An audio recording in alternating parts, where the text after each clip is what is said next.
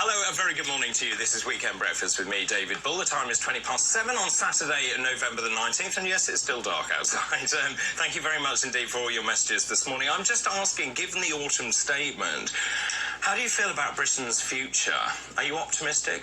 0344 499 1000. Text the word talk in your message to 87222. You can tweet us at TalkTV and tweet me at Dr. David Bull. Good morning, David, says Tracy. Good morning, Tracy.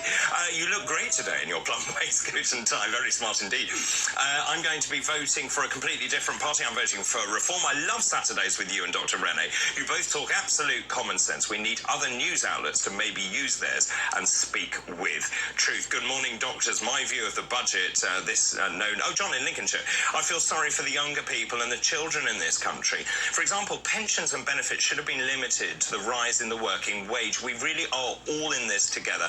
And we should also shut the train companies which are being bankrupt and see what the union's reaction is. Good morning, says Julie. I had a meltdown yesterday about paying my bills and then my car broke down. I'm sorry, Julie. It does feel like that. It's one thing after another, isn't it? Keep all of your messages coming in, please. But now it's time to review this morning's papers. Joining us this morning is Steve Denyer, Virgin Radio presenter. Hello, very good morning. Good morning. How you doing? Very, very well. I do love the waistcoat, I must say. No, I'm not going to a wedding. No, I'm not a magician. And no, I'm not playing snooker. I know somebody just asked me if I can make you take it off because it's making their eyes bleed. But What do you mean it's making your eyes bleed? It wasn't my comment. I like it. Purple is my favourite colour. I love it. If it was the 80s, you'd be sponsored by Silk Cup. Yes, you're right, actually. I mean, I was just trying something new. It looks great. Well, that's very sweet of you. Thank right. you for having me this morning. Well, lovely to see you. Always lovely to see you. It is dark outside, by the way. It really is. Yeah. I woke up this morning, I thought, this is the depths of winter now. I mean, this next kind of 6 weeks, it's cold, it's dark, it's relentless, but better times will come, I'm sure. Well, we hope. Clearly not with the autumn statement, but anyway. No. So should we start? I know that you want to start with the Telegraph. I thought this was a strange front page. Tell us This is what why I picked it. This is Rishi Sunak talking out about his fears for the safety of women, and actually very personally saying, I fear for my daughter's safety after that shocking case yesterday, the Zara Alina case, which, I read, well, especially seeing the video yesterday on the front page of some of the online papers of this thing, we've got to call him, prowling the streets. A monster. I mean, it just made me think of my nieces who are hitting teenage years now, and I just thought, my goodness, I mean, it made me go cold yesterday, the fact that there are people like this on the streets, and this guy had already been convicted 28 convictions, 69 separate offences. Is this not the key? That it isn't about making the streets safer because these people are out there. A lot of it is because these people are already in prison and we're giving them parole and letting them out. How the hell did this man get released? So the police ended up going round to his house because they wanted to get hold of him and he wasn't there. Yeah. So how does that happen? And after the Sarah Everard thing, obviously the spotlight is very much on these shocking cases. They are, few and far between, something as terrible as this. But it's interesting, so Rishi's spoken out about it, but there's no tangible solutions coming out of his mouth. There's no, there's just thoughts on the matter, but what's next? Yeah, I mean, I just saw it and I just thought how terribly sad the whole thing was. And of course... How preventable. But he was such a predator, wasn't he? Yes. And if you read all of the testimonials about it, he was there looking for his next victim. On the prowl. On the prowl, but not only that, once he'd done the assault, he went back. Yeah. To finish off. It's just, there are no words. It's gruesome. You almost have to go back in this man's life because I don't believe there weren't signs that he was a psychopath, because that's what this man is. He's a psychopath. And there must have been signs along the way that could have prevented this happening earlier. And we're never going to get rid of these people entirely. We never are. Of course not. There is a sad fact that 2 to 3 women a week die at the hands of a man in this country. There is a difference between men and women, even if we want everyone to be the same. And men are more violent because they're filled with testosterone. Now, not all men, but we should be able to recognise those that are earlier on than 28 convictions and a prison sentence. So where do you think this went wrong? I mean, clearly he'd been convicted. He was on release, but clearly the police then couldn't find him. Well, he should never have been released. Never. I mean, I think that's the problem. He should never have been released. So we have to kind of find out what went wrong here. Why was he released? But just in terms of the Telegraph... Why wasn't he being tracked? Well, it's a good point, but just in terms of the Telegraph, I did think it was odd that it was on the front page, and I know that they got the Prime Minister to comment on this, and he talks about the security of his girls, but it seems an odd editorial decision, I think. It's like they've got the exclusive. They spoke to him on the way back from Bali, but as I say, there's no actual kind of solution in there. There's no kind of meat to this. So how are you going to avoid this happening in the future? Yeah. What things are you going to put in place to make sure this doesn't happen again? Is it just a sinister PR piece to remind people that he's a family man with young daughters? Well, you know what, lots of us are family people with young children. And is that why it's on the front page of the Telegraph? I don't know. There's been a nasty budget this week. Should we distract with Rishi being a really nice man with two children? Do you honestly think it was placed like that? I think it possibly could be, yes. I think you might be right. I hadn't really actually... Well, it's a nice personal slant as well. We don't often hear him talking out about his own family. But you're right, of course. Anything to detract from what happened a couple of days ago is obviously better for the government. But I just think in terms of... I mean, in this day and age, it is simply unacceptable for a young woman who is going home, to walk home, to be threatened and to be killed. It's just not acceptable. And I don't know where we've gone wrong. Is it because we don't have enough police on the streets? Is it because we're releasing prisoners far too early? Is it a mixture of all of it? Or is it the fact is that we just simply don't have enough frontline policing? Well, you would just hope that this particular case will be looked at again. So and look at the parole board again. Yes, exactly. Because, there will be some people involved here who would have sat in front of this man and decided that he was safe to be on the street. Who made those decisions? Yes. And why did they make them? Yeah. And how did they make them? But for the family, I mean, none of that helps, does it? The family was sat in the courtroom yesterday, apparently looking, well, as just devastated, aghast, gutted. There are no more words. There are no more, words to describe. I don't know how you ever recover. Awful stuff. No. Really awful stuff. Shall we move on then and talk about the World Cup in Qatar? Because I was talking about this earlier in the week. They had this fan zone, which was basically a concrete car park looking like Brent Cross Shopping Centre, essentially. And the idea that you would be able to go there and then buy alcohol after... Up to 4 beers. Up to 4 beers, yes. that's right. And you have to pay £12 to go. £12 a pint. Parking at Brent Cross, let me point out, is free. Yeah, that's very true.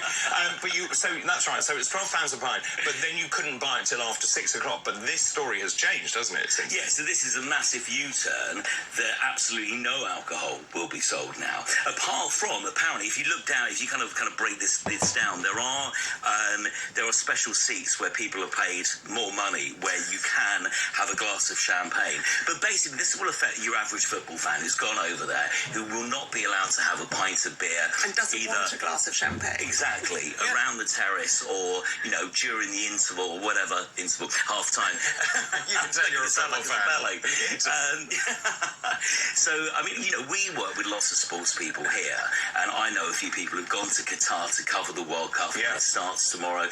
And the real feeling, I think, is one of, this is just a nightmare. But why was it ever there in the first place? So I think this is a valid point. So I think that when you're in another country, you respect their rules. I really do. I would agree with that. Absolutely. If I went to a Muslim country and wanted to go into a mosque, I would do whatever they asked me to do as a woman to do that, and I wouldn't start kicking up against it. So the question here is not why are they not serving alcohol, it's because they don't want to, because of their rules in the country. The question is, as you rightly say, why the hell is the World Cup in Qatar? But not only that, in terms of the timing, we've heard about the football players being injured as a result of that. We've got searing temperatures. It clearly isn't the right place to do it. But it's money, isn't it? It's money, and it has. And I think the big problem is the U-turn. So we've got FIFA just bowing down to the royal family in Qatar, who are at the very last minute with this alcohol ban, saying, no, this is what we want. And FIFA seems to have gone, okay. I mean, Budweiser, reportedly had a kind of £67 million deal.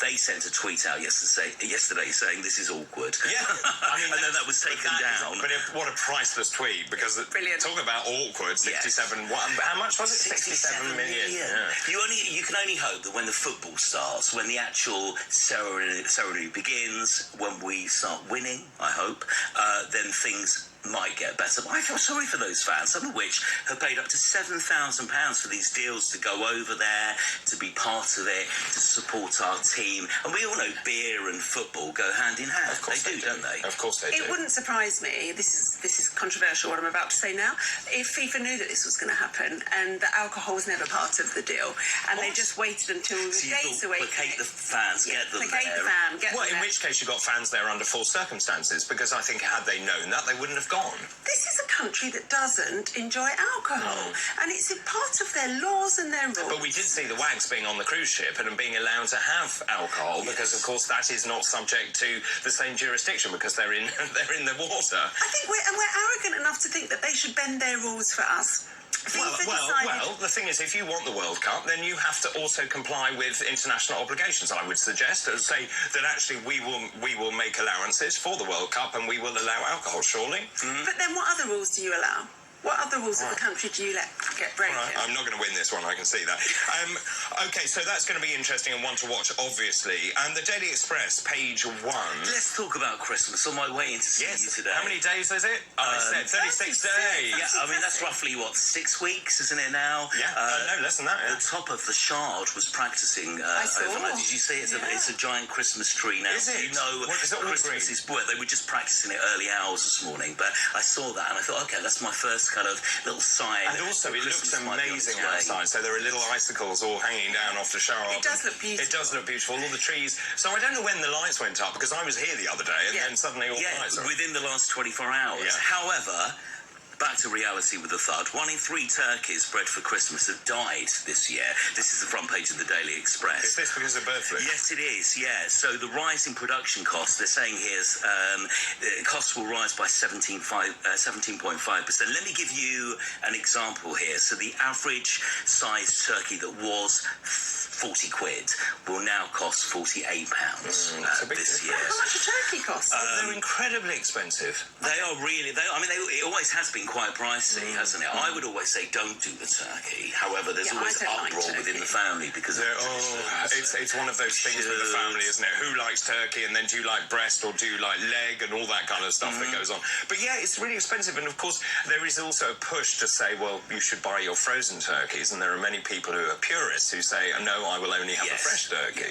Although I heard a farmer say yesterday that a frozen turkey is fresher than a fresh turkey. Well, it would be, wouldn't it? Because they're frozen, they're flash frozen. So there you go. Yeah, I mean, like many things, like peas, for example. But anyway, we digress. I do think, though, we need to just kind of have a take on where we've come from in the last couple of years. Christmas was cancelled 2 years ago because of COVID in 2020. You know, we were told it's illegal to go into different boroughs, to different places to see relatives. It was cancelled last year too. Well, it was, and I was going to say we've gone from that. We've gone from the rule of 6. We've gone from you need a Scotch egg to have a pint during Christmas. I mean, I don't think we've actually taken in everything that we've been through the last couple of years. This year will be the first normal Christmas. I mean, I don't wish to be rude and bang on, but the fact is the government has now had this autumn statement, and it goes back to the whole thing.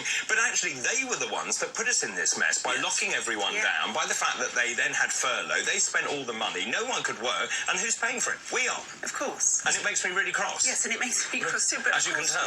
And you know, if families want to have turkeys at Christmas, whilst I don't like it, I fully support that. And I think fully support it. I think, you know, there will be people out there screaming that you shouldn't be having meat, you know, and I think, you know, people should do what they want to do. I don't think anyone should tell anyone what to eat. That's my point.